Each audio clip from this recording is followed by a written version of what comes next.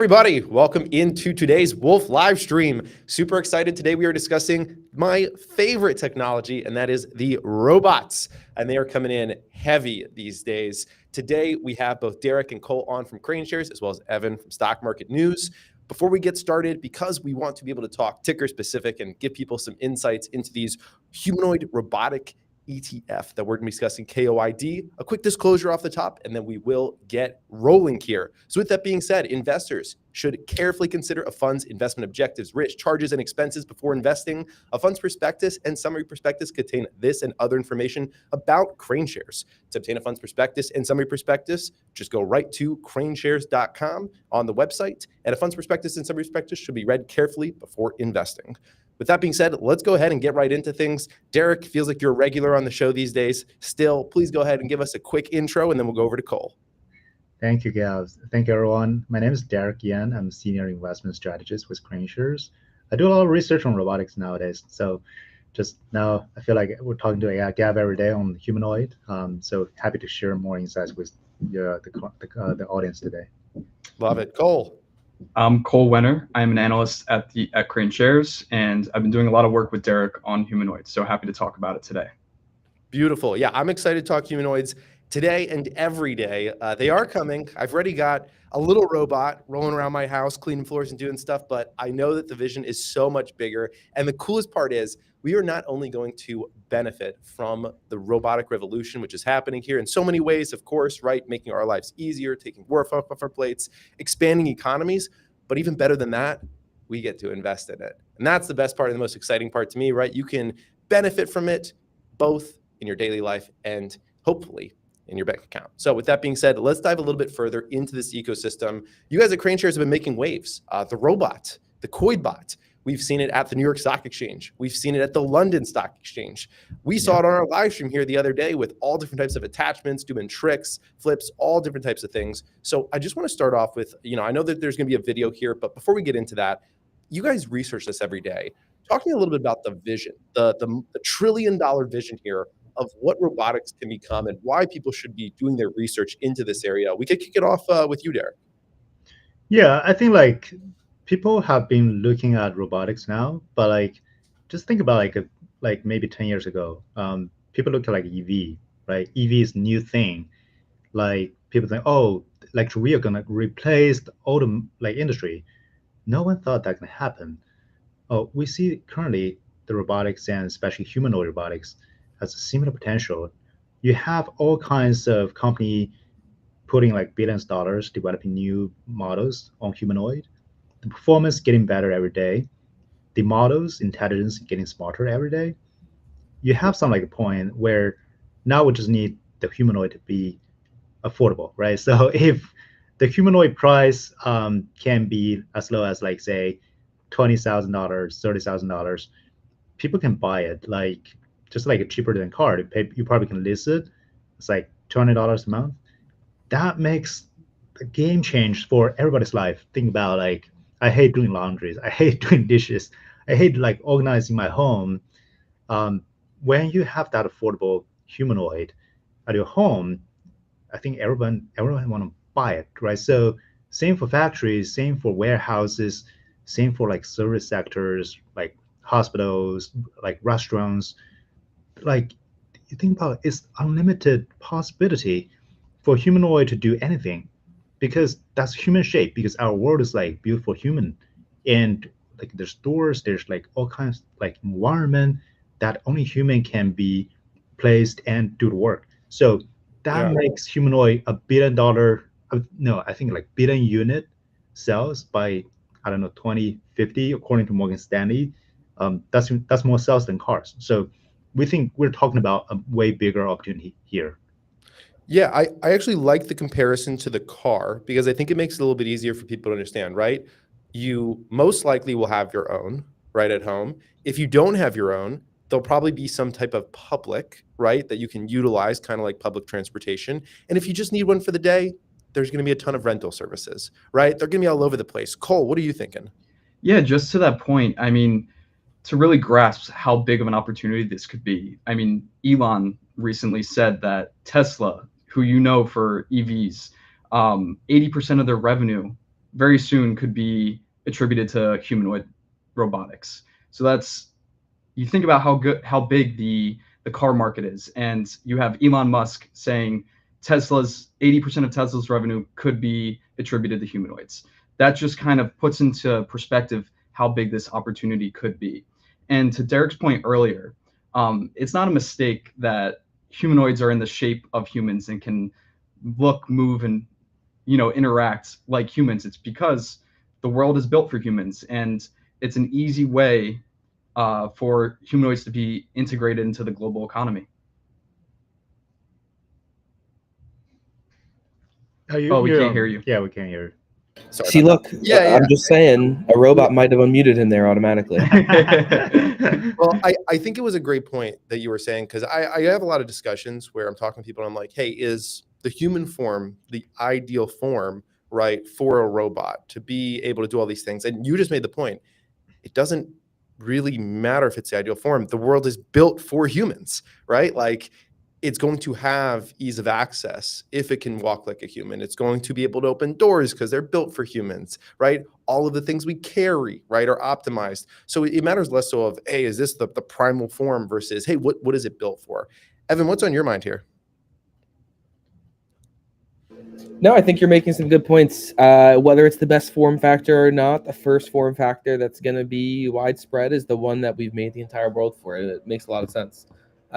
So yeah, I'm excited to hear more about the presentation that they were kind of talking about. My big question is around timeline here.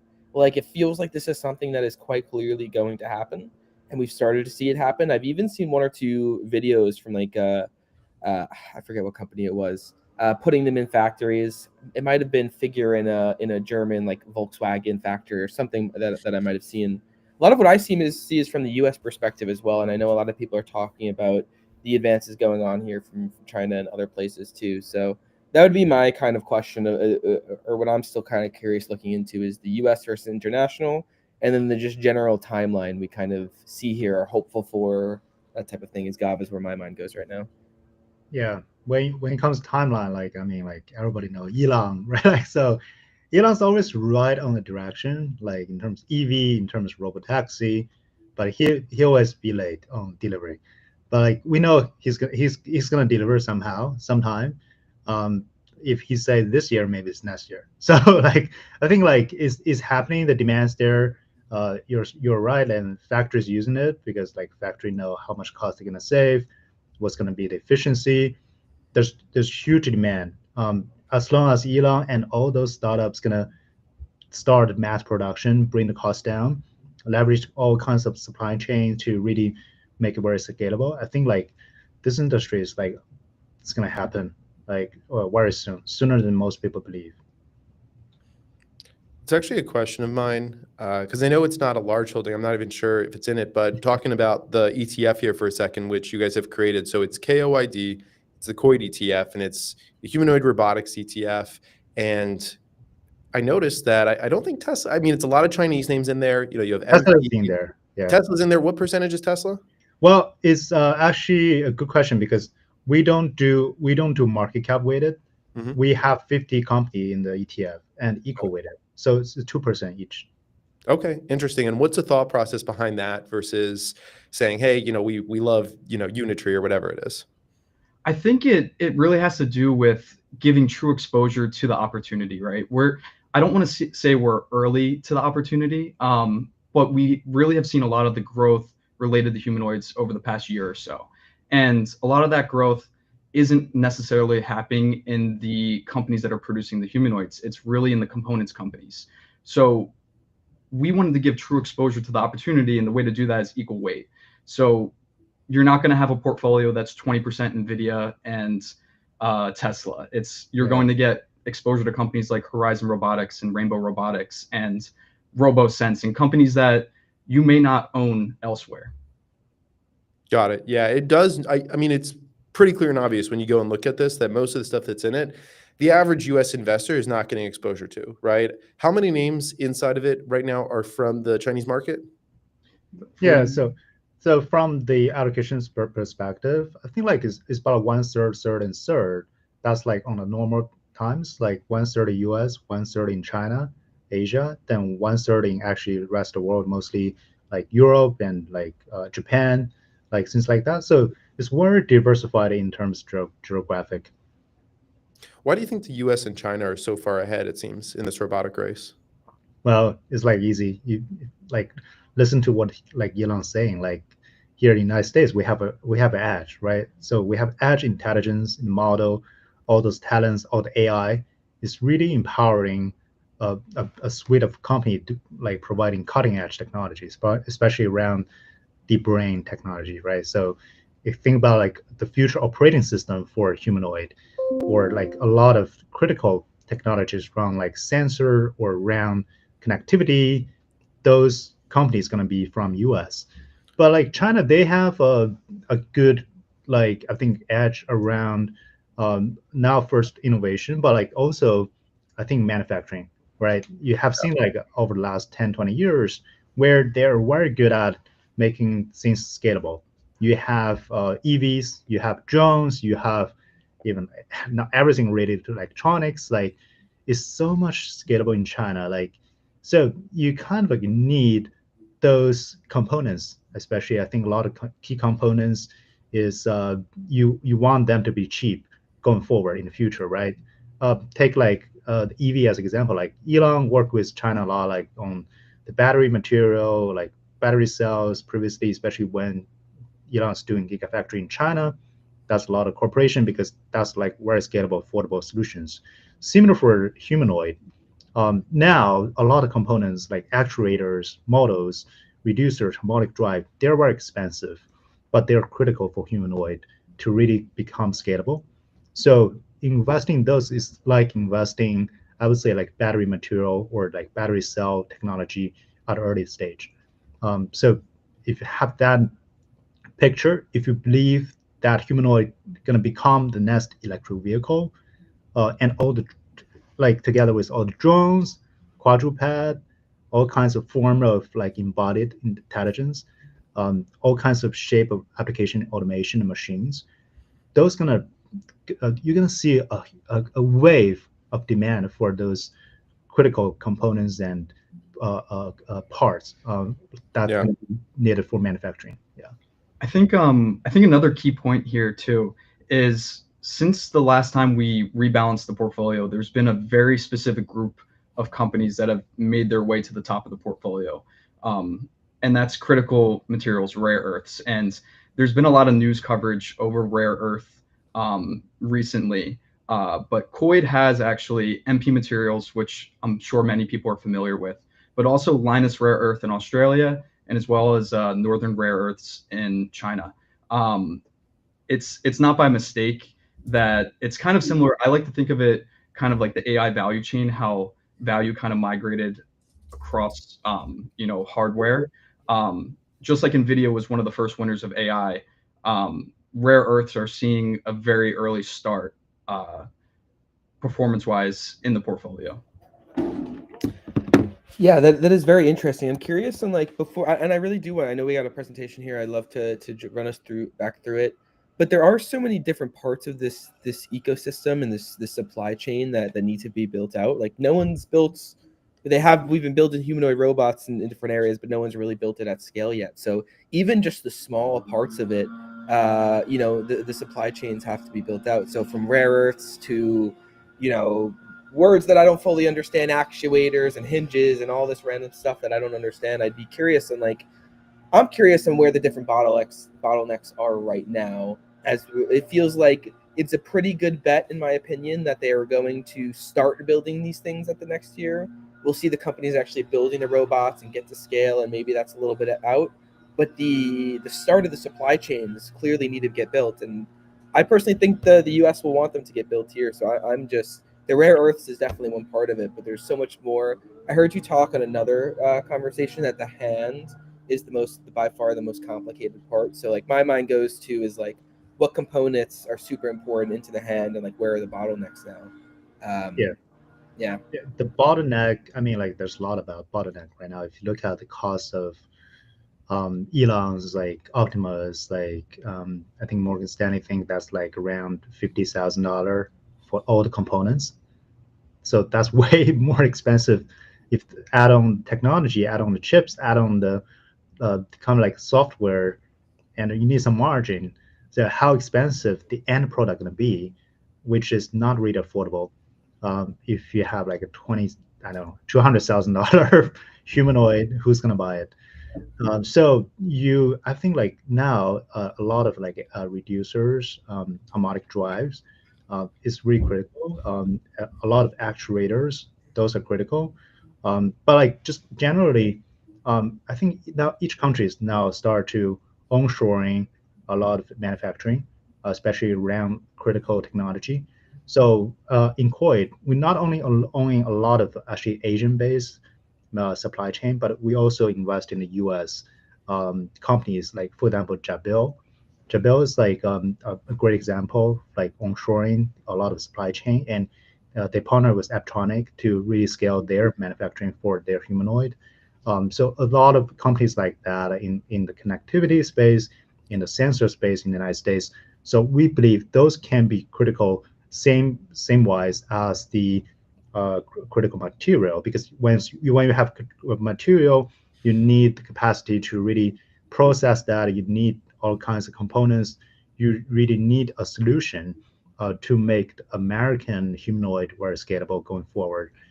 So that's why we bet on each country. We think this is going to be very strategic for U.S., China, Japan, South Korea, and everybody. Everybody can need humanoid in their factory, in their home, and who's ever going to first finish this ecosystem, I think they're going to have an edge in the economy. I have some thoughts to jump in with here. First off, in the chat, Paul from my LinkedIn said, to your comment about Elon, he said, you always have to aim for and announce unrealistic deadlines to get your team members and investors motivated. So Elon knows how to play the game, right? You can't be telling people realistic deadlines. Doesn't excite anybody. You want to tell them a little bit ahead of time. Cole, I've got a question for you, actually a couple questions. First off, just about this economy and how this will affect things. There's been a comment from Elon where he said, no, like people won't lose their jobs. Everyone will just become managers of robots, and you'll just have a fleet underneath you. What do you think is actually going to happen to the economy here as these robots become more involved? Yeah, I guess there's a lot of talk around humanoids will fill the roles that nobody else wants, right? So that's doing repetitive tasks in, like factories. But I think one of the biggest use cases relates to aging populations. At least 14, I think it's about 14% of the world's population is 60 years old or older as of 2020. There's going to be a lot of need for workers to help with that very soon. So I think they're filling roles that maybe people don't want, but also where we have labor shortages. So I don't think it's necessarily robots are coming to take your jobs. I think that's a little bit of a fear mongering statement. I think it's more so they're here to assist us and make our lives easier and better. Yeah, to like just look at the history, like people are like, oh, AI is gonna take my job. Right now it's like robotics and humanoid can take my job. Well, I think like the key concern is like people want quality jobs, right? You don't want like dangerous job. You don't want like your hands got chopped off, like operating something on the factory, right? Like just moving box every day. Those jobs like people don't want. People want like better paying jobs and high quality lifestyle. So I think like humanoid is going to solve a lot of that problems, like creating more jobs actually in other fields. Have there been any studies done on this that you guys would like reference to? Yeah, well, just like looking at every technology breakthrough, you're gonna have friction on near term, but like long term, there's way more like jobs being created and our life quality improved dramatically. Just look at like electricity, right? Look at internet, like that now AI. I think like going forward robotics. So each technology wave gonna do the same benefit, just from our experience, right? Yeah, I mean, it's fair. I think that there's definitely some stuff that's going to be displaced. Like you mentioned, internet. So, fun fact, my grandmother was a door-to-door, they weren't called encyclopedia saleswoman, right? Job doesn't exist anymore. Nobody needs an encyclopedia, so that's out the door, right? And so that was displaced by the internet. Robots, right? I think that there's going to be a variety of things. Maybe it ends up being even some good jobs, right? Like it could be certain construction type jobs that are dangerous and lift things, but people still want the job because they pay well, right? So there's going to be a back and forth, but I could also see it opening things up. I'm pretty intrigued to see where it goes. Ultimately, I don't have the best idea. Let's talk for a second about the KOID bot. So the KOID bot, I was doing just a little bit of research into it. This is valued at roughly $100,000. Is that correct? Is the programmable one? Yes. The programmable one, yes. High-end one, yeah. And this is mainly for research and promotional purposes, right? This isn't the bot that would end up in people's houses. Yeah, at this stage, you feel like the hardware is so advanced, right? So you look at the speed, look at the move, look at motion control, like you realize these robotic can have like tremendous like possibility as long as you have the right models and operating system. So that's why like I think like we partner with RoboStore. Yep. So they're a big distributor of the KOI bot, or you call it like actually is a Unitree G1 model. Here in the United States, they work with many like leading AI researchers, like a lot of universities, because everybody's racing is like to develop the best model for like humanoid. So that I think at this stage, we are so advanced in the base, in the phone, right? Think about like Android phone. You have the phone, is very smart, but everybody need like develop operating system applications around it. Yeah, so that's why like there's a huge demand actually for that. Okay, very interesting.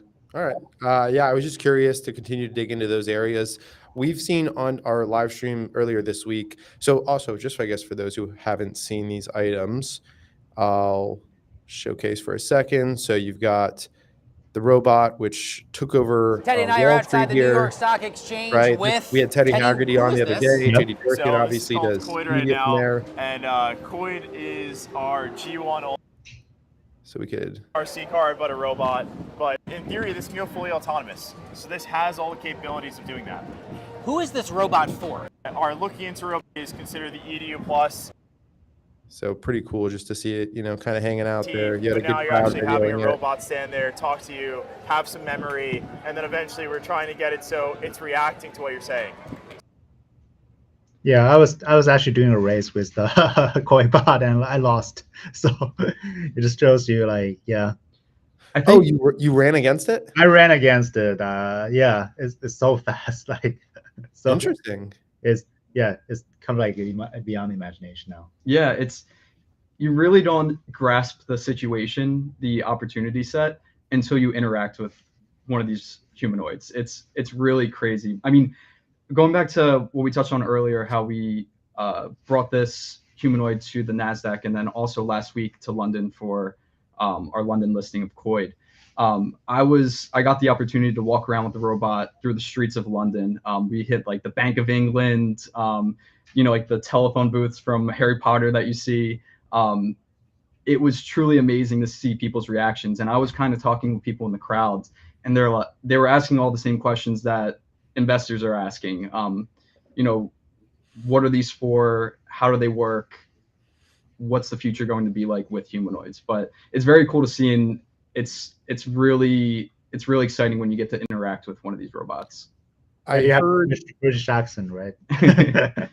I heard the crowd over in London is a lot different in their reactions to the bot than the crowd in New York. Yeah. So in New York, I guess, I mean, we walked it through, we walked it at Park Ave at one point, and it was a lot of finance people taking videos, asking questions like, how do I invest in this? But in London, for example, we walked by a group of construction workers. I know that you mentioned that earlier.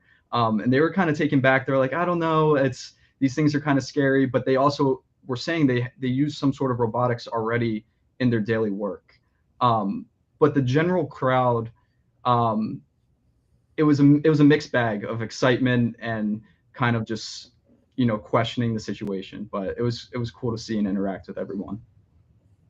Yeah, really like it.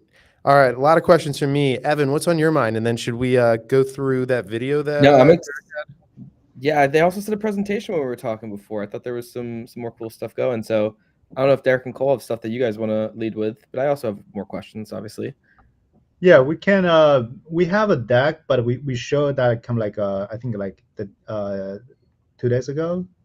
But maybe we can like go through some like a quick charts. Maybe like give more information about the fund. Then maybe Yeah, we can do absolutely. like a yeah. So can you see the deck? Let me go ahead and screen share that for everybody. Sure. Yep, we can see it now. Cool. Yeah, I think like we don't need a more background on the firm, but like just as Cole just said, like there's so many like new models now out there, right? Like you have Unitary G1, but definitely the KOID bot, and also Elon's big plan of Optimus. But there's so many like startups right now, like Figure AI, 1X, Aptronic, Sanctuary. Everyone's like doing great, right? In terms of performance, in terms of their capabilities. In China, you have like UB Tech. In South Korea, there's like Rainbow Robotics. Every country is doing one. There's like I would think like probably thousands of company doing like models as well. The intelligence model, operating systems. You have DeepMind, you have OpenMind, you have XAI announced like they're gonna do a model for the humanoid. NVIDIA, right? Jensen Huang. So this is like this is like kind of like the moment of I think like reminds me of the GPT moment like a few years ago, right? Like when everybody's like, I need like big large language model. Then everybody's like doing large language model. So now the humanoid is the latest and greatest opportunity. I think like with great attention from the researchers and investors globally. Well, the LLMs, everyone's like, we got to do these, and I'll be honest, they're very helpful. I use them in everyday life. You know, it takes me a long way. I mean, yesterday, just like an example of like, I think again it'll translate over. Everybody, we're just starting to replace one many hours of repetitive Googling, right, can be done Yeah. now with the LLMs, but also two, just like some things that like I just don't even know if you could find in Google. Yesterday, I had somebody ask me for a reference from an SEC and FINRA ruling. They wanted like details. And I was like, okay, I can go and read 30 hours of SEC pages on Google, or I can just ask AI, hey, I need you to read every single SEC and FINRA law ever. And I need you to pull out anything that's applicable to this. And then I'll review that section for 10 minutes. And similar with the robots, right? It's like, you know, hey, you used to go and do these things. Like I was telling Derek the other day, Cole. So I this was annoying, but I had a bank account recently that I closed with Chase. Okay. I forgot, however, before I closed it, to download my statements for the year from Chase for accounting purposes. So I went into Chase Bank and I said, hey, I need you to email me those statements. And they said, well, it's against our policy. We have to print them out and give them to you on paper. So they sent me a 150-page file of these. And I'm like, man, I got to go now and scan these pages all in, or I got to take them to a store and they can scan them. But my scanner's right here. And if there's a robot and he doesn't care about his time and he can sit there and literally just lift up, put page in, hit scan, it could just do the whole thing for me. And yeah, it's been about a week and I haven't done it yet. So that would be super helpful. And that's just like the tiniest use case right there of like just something small that, to be honest, is worth the time. And then of course, you know, cleaning, cooking, taking care of things, delivering stuff for you, right? Locking doors, letting people in and out of your place if you're not there, just a million things. So I'm glad that there is a race happening for this right now and that everybody is trying to build one, because I want the cream to rise to the top. I want the robots to get cheaper. I want them to be better. I want competition. This is what I want. Yeah. How like my question, how much money will you pay 1 month for this? It's a great question. And I think it depends on the capabilities of it, but and obviously it's going to be different for each person, but is it crazy that I kind of think I'd pay as much as I pay for a car? Yeah. No, I would too. I would 100%, right? Like No cooking, no cleaning. Yeah. That would be amazing. It would be life-changing, actually. Yeah. Yeah. I mean, even more life-changing for my fiance, because I don't do any of those things. I'm thinking of her here, you know? I'm a good guy. All right. Yeah. No, I mean, there's so much stuff that it could help out with. I also imagine that there's a lot of stuff that you could turn it into revenue with, right? Like, for example, this concept right now of turning your Tesla into a robo-taxi, right? Hey, I'm not using my Tesla. Because for me, for example, so I live here in Puerto Rico, but I travel all the time. And when I travel, my car sits in my parking spot and it does nothing. And in fact, it actually cost me money because there's still I'm still paying it off. So there's interest. Yeah. But with Robotaxi, you can set your car and say, hey, go out, take rides for me, come back, park, make me $100 a day. I don't care, whatever it is. I think that you could probably get to a place where you could do something similar with your robot. There's like all these online programs that need like sorting and filtering or different stuff where they pay people, even if it's $5 to $10 an hour to do stuff. I could train the robot to do my editing, maybe, right? Like, hey, get on my computer, sit there and do my editing. I'm just gonna I'm a dreamer when it comes to this stuff. Yeah.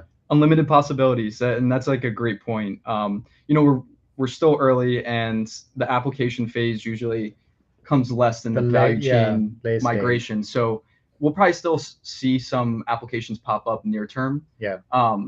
But we really won't know the scope of the applications, the opportunity. Yeah. For a little bit. You have EV, you have Robotaxi. Now going forward, you have humanoid, and you have humanoid as a service. So you have unlimited opportunity actually. Right. I mean, I wonder if even like you could have humanoids where I know that the one that we were discussing, the KOID bot, is carrying a little bit of a lighter payload, but then I know that you had the quadruped, which was carrying a heavier payload and could carry up to 100 pounds. And so these robots are going to get stronger and stuff. So like maybe there's one where it replaces my car almost, to a point. It's like, hey, piggyback ride, I gotta go to the store, and I don't want to walk, or carry my groceries back for me from the store. I don't want to carry 100 pounds of groceries, right? Like all that kind of stuff where it almost replaces like some of the other things that are pretty expensive in your life right now. That's low hanging fruit, I would think, right? Like you already have like food delivery bot. Like I was like in Miami like 2 weeks ago. I saw like those food delivery bot like all over the place.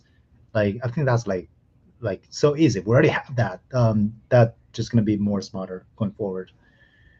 For sure. Yeah. So just like back to your like observation on LLM, right? Like so, why people are excited on robotics actually is because of the large language models. A lot of model companies now like doing research on this phase because they realize the same framework they did with the digital data now can be used to train the robotics.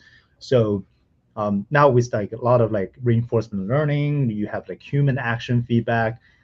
It's a lot at the many, like as I said, Google XAI, they're creating like a world model where you get all the like data in a physical world, all those like graphics, environment, visions can be actually being trained. So when you have those data to a scale, you have the same large action data model or large like just like whatever, like a physical world data become like a great model for the humanoid actually to operate to do some like generalized work. Yeah. And Derek, is this basically a good point to make about this is where the US is strong?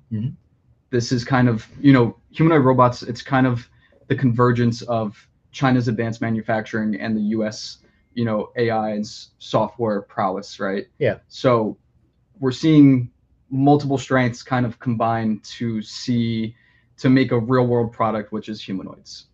Yeah, of course. You have a company like NVIDIA now announced they're going to do like a open source humanoid robotic foundational model. I think based on their capability of data center chips and also there's the NVIDIA software. So like you want to build a standard for humanoid, and the best thing like US is good at is really creating standards. So that makes NVIDIA, Edge, and everything like going forward. Many companies in the model space, in the intelligence space, going to rely on the US standard. So that's the key. If you control that, you can control the humanoid. I would say a couple of things. One, another good comment from Paul Howard on LinkedIn tuning in. He said, financing will be the key to sales. The price isn't so important, but how affordable the payment is what will make sales. And that's why people buy cars, right? Yeah. It's because you don't have to pay for the whole car up front. You finance it out. And probably the same thing will happen with these robots. You're going to have freaking Klarna and, all the 0% down and that stuff. And people are going to, hey, I just picked up my fresh new robot. What'd you put down? Oh, 0%. They had a Black Friday sale deal or whatever, right? And so it's going to be along those lines. I also think that one of the big things and like why this is happening now, it's really no coincidence that this is happening in tandem with the AI push, right? Because robots are not really that new of a thing. when you look at it, I actually remember when I was like a little kid, you know, buying like toy robots, and I had like a controller, and my robot could dance and it could pick stuff up and throw it, right? Like We've this is seen always these What'd you say? Boston Dynamics videos. I've got, you know, we've seen some of them Yeah. for a while, and they've gotten way cooler. Yeah, But they're these around. things Yeah. have been around for forever. It's That's been really forever. But w- that's why long like it's time. different now, because you think about Boston Dynamic, right? They've been doing that forever, but like first, I think they're solving an engineering problem. It's not solving the AI problem. So now why it's different? Because everyone is using the large language model method to train those humanoid. So that's a different route. That's a new way to bring intelligence to humanoid. So that's a game changer. And now the cost is much lower. As I said, the cost is the key, but definitely you can do finance to solve the cost problem. Yeah, I think that's the key point, the intelligence factor. The intelligence that you can embody in these robots now has finally caught up to where, you know, maybe the hardware had already been, you know, based on the Boston Dynamics example, you know. So these are humanoids. I mean, even talking with RoboStore Teddy, he always talks about, you know, the model that we were kind of running around with. It had a couple of pre-programmed functions, but he was saying, you know, you can program these things to do basically any task. You just need to be able to do it. And he gave us a good example of how the robot was running, right? At first, as you can imagine, when the Unitree robot was running, it was very robotic. And with each software update, it would run more human-like. So nothing had to change in the hardware, the physical components of the robot itself. It was just the software that kind of needed to play catch up a little bit for it to move more human-like. Yeah, just upload that to the GitHub. Right? Yeah. Then everybody have access to the code, right? Yeah. So you can just download and use it.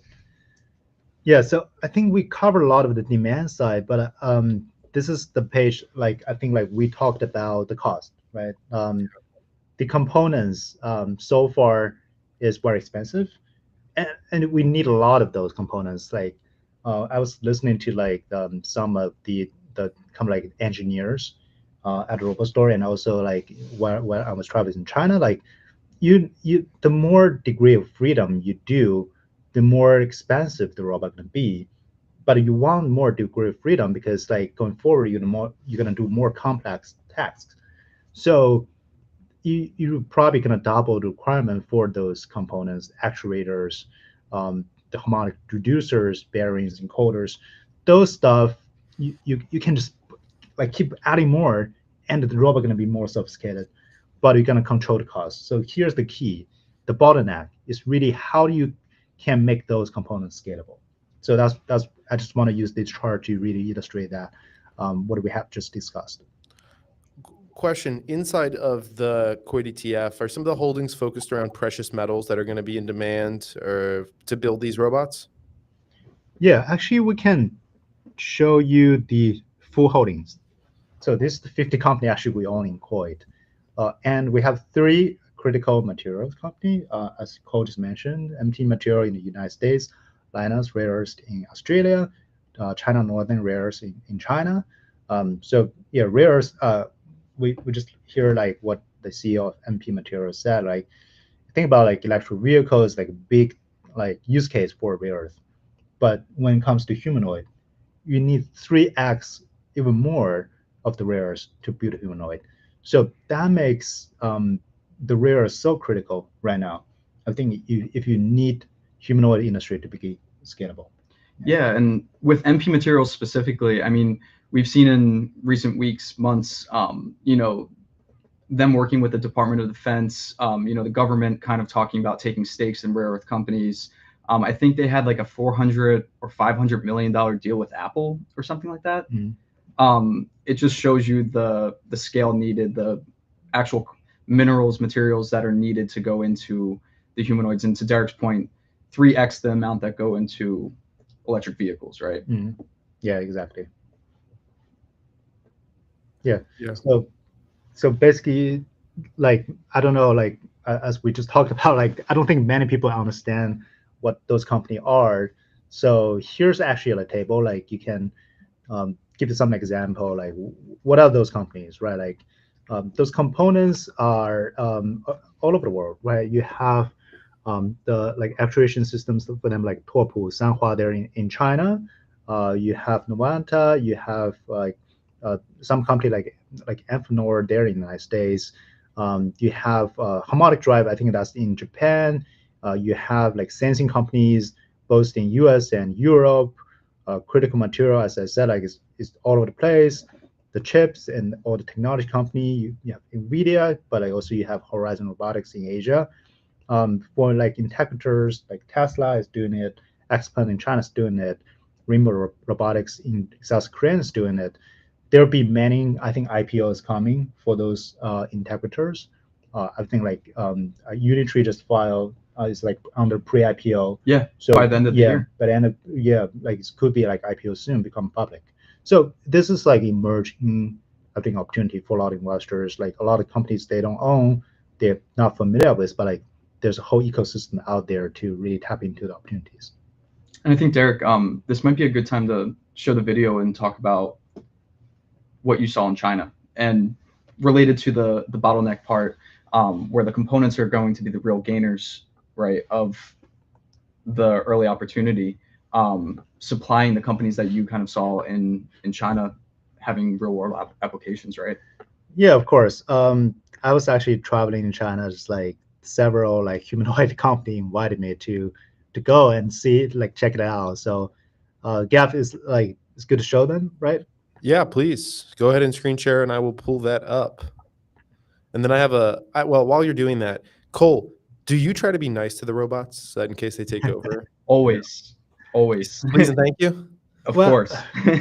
I'm scared because like those like researchers, they want me to kick the robot so hard. Yeah, no, Yeah. I would not be the one kicking the robot. I know. I was like, I want to be gentle, but apparently like they want me to test it.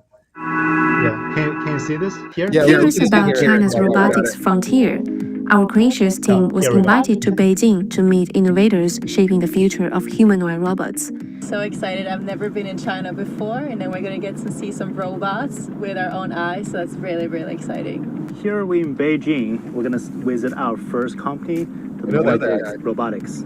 Their latest model, N2 and E1, did a great job in the Humanoid Marathon and the recent 2025 Global Humanoid Robotic Games. After arriving at Noitix, we were immediately drawn into a world where robots move like humans.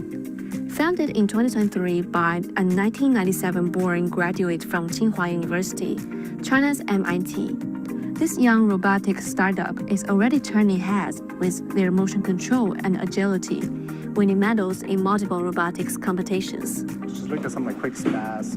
It's about like 1.2 meter height, and the rounding speed is about like 3.5 meters per second, and it's running very fast, right?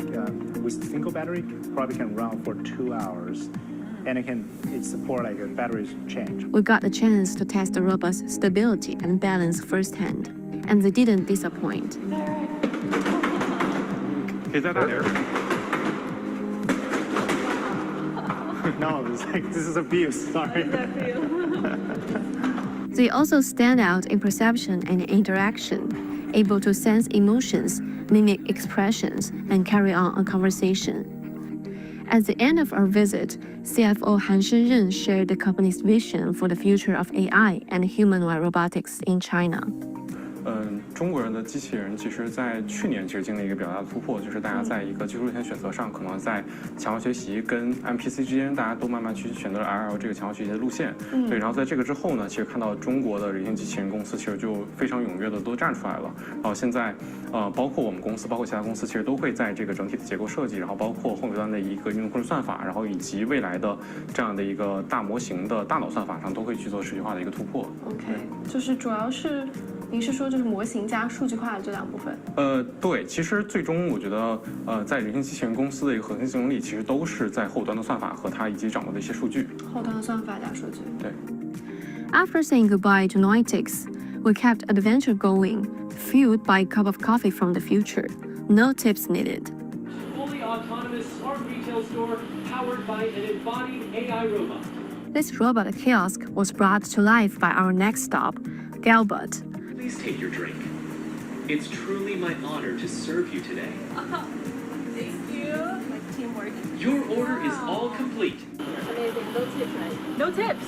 As what we just experienced, Gilbert is dedicated to bringing intelligent robots into everyday life. Their secret weapon, a powerful AI large model that lets these robots think, adapt, and interact like never before. And we are focused on developing general purpose robots with embodied AI large model. And so that means that our robot doesn't need any teleoperation, and they can automatically work in real scenario. Our robot is one of the very few that can participate in the scenario contest automatically. And we participate in a game called the pharmacy sorting scenario, and it won the gold medal. And the other participants, they are actually rely on the teleoperation. So even competed with those with teleoperation, we won the contest. Our third company visit and this Taishan Technology. What's this company about? Well, I think the first and the second companies, like we check out the humanoid like hardware and also the model. Right. So today with Taishan Technology, we're going to see the supply chain, especially the sensor technology. We are the first AI tactile sensing chip in the whole world. The chips is taped out in 2020, and then they are used in every module in the fingertip used on humanoid robotics. Now these are two different types of our tactile sensors using on the robotic hands or different parts for robotics. So you can see this finger type sensor. We have each of the sensors with our own chips inside, and the proximity sensing, which is our special of the capacitive technology with non-touching of sensing, and then when it's touching, you can see very sensitive and also the normal force and shear force also. This is a array type of the sensor. You can see the different multiple points of sensing and also on different range, and also the same functions of non-touching proximity sensing. Our sensitivity is around 0.01 Newton. So it would sense if the object is very soft or light. It won't use a very big of the pressure to squeeze through the object. With outstanding tactile sensors and chips, their solutions are highly applicable across everyday scenarios. It's like a control pad. So our sensors are behind the leather. It could be done in different materials, and then to make this part of the leather doing touching controls. Wow. Pointing and also slide control for controlling the value. Wow. It could detect if there are also the same function, human objects or non-human objects, which is, for example, a very heavy bag. So it won't show like there are children on the seat. So this function is for telling the parents what is the situation of children on the chair, and also to alert the parents not to forget the children's inside the car. We also had the chance to experience their robots firsthand, watching how they navigate complex spaces and interact naturally with humans. From Noetic's athletic humanoids to Gilbert's service-ready robots to Taishan's tactile sensing breakthroughs, it's clear that China is not just participating in the global robotics race, it's helping lead it. This company shows how quickly the field is moving from research labs to real-world applications, where robots are set to play a major role in industries and daily life. Thanks for watching. Please stay tuned for more China content. I will see you next time.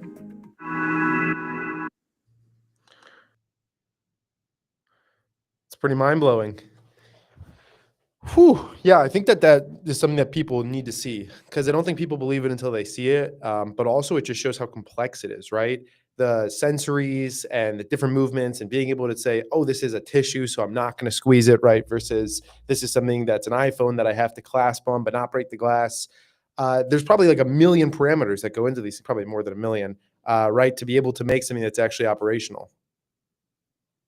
Oh, you guys are muted here. Oh, I got you.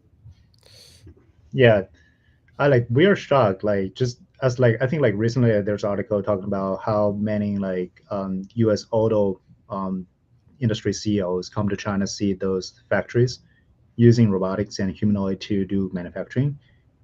It's a dark factory, right? So it's no light, no basically no human involved. So you realize like the technology over there is already like being used, right, to keep the industry very competitive.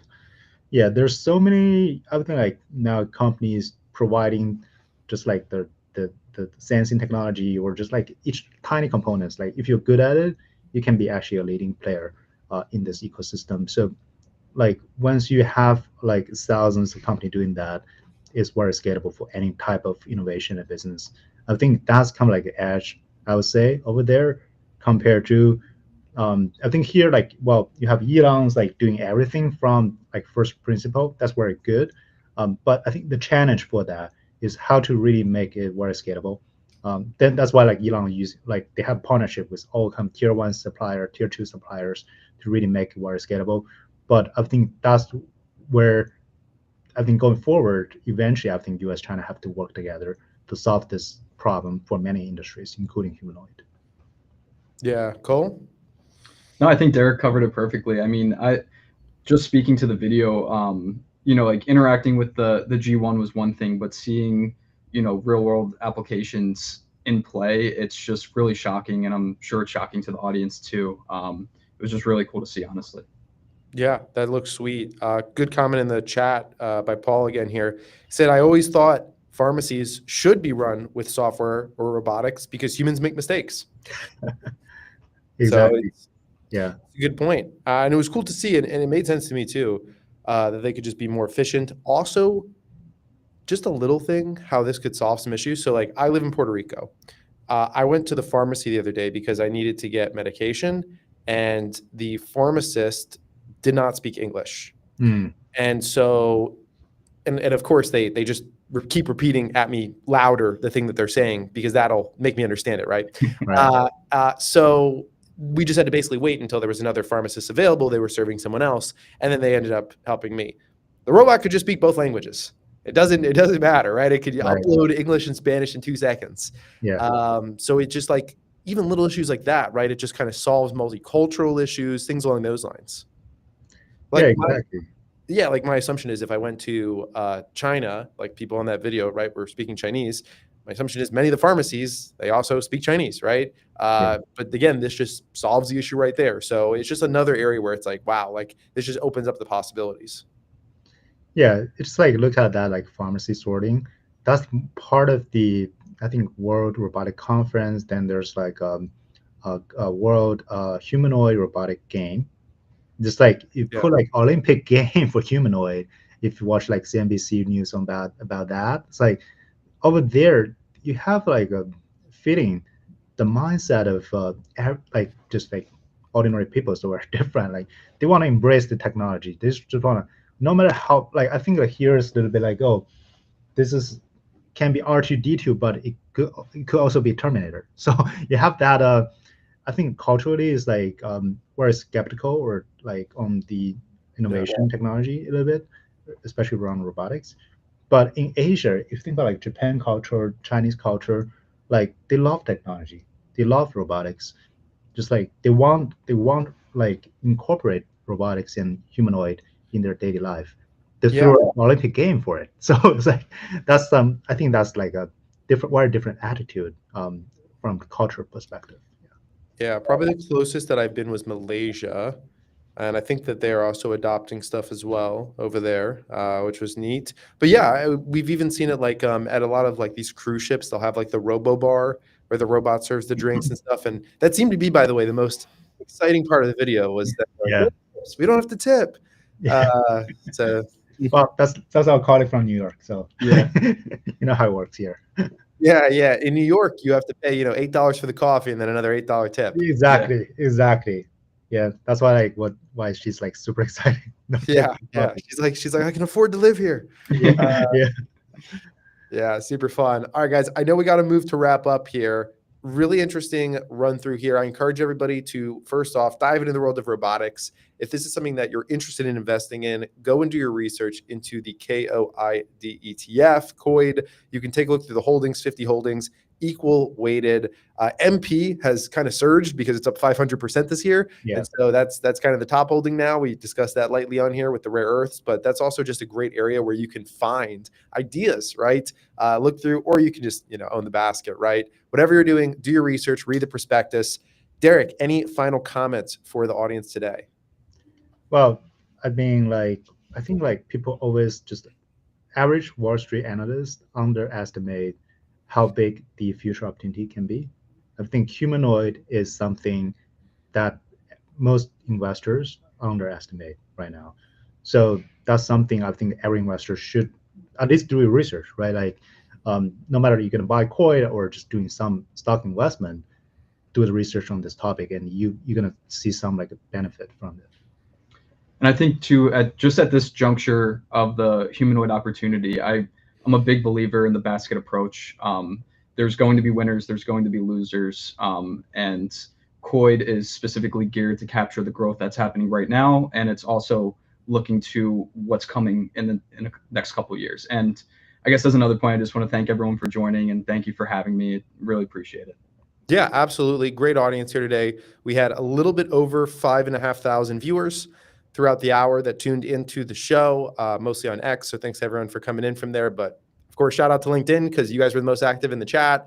We were also live to YouTube. This video will turn into a recording afterwards. So if anybody wants to rewatch it, watch back, catch all the best moments, you'll be able to do so. Evan, any final comments before we wrap this one up?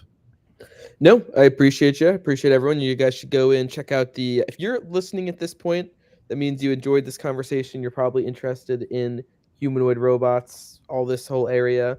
I'd say it's at least worth it. And I just posted 3 to 4 posts from the presentation tagging you guys. And then obviously this is just an interesting sector. And even if the ETF isn't perfectly right for you, if you're interested in this area, you just found 50 stocks that people who really know, who are experts in the area, think are interesting or think are worth putting within a product. So maybe there's something for you to dig in deeper. If you are interested in the space, still listening now, I really feel just go to the website, dig in, look at this fact sheet. Then maybe that's the start of your research for a bunch of these names. And maybe you do 2-3 weeks and you're like, wow, I like every single name in here. And then you come back and just buy it again. I don't know what the process is for you, or maybe you just go in and think this is an area. There's definitely a little bit of information on here that is 100% facts, going to, help you in your research, push you in the right direction or something like that. So I appreciate you for going in. I think Cole made the overall point. There's going to be winners, there's going to be losers. The losers are not going to grow, but the winners are going to see astronomical growth here over the next few years. So owning the basket typically is going to be a great way to just get exposure. And here's the best part. If you own the basket, you're not the one who has to go in and do the research. You got these guys for you. So that's the cool part right there. Still do your due diligence, but you don't have to, be a day-to-day expert in the world. I just think it's such a great area to start your research. These are guys that know what they're doing, guys and girls who know what they're doing, and they told you, hey, here's a basket that we can narrow it down for you or start to look you in the right direction. He's the guy that they're putting and kicking the robot with. I mean, he's about as close as it gets, it doesn't get much better than this. So, all right, everybody. Thanks for tuning in. We'll catch you on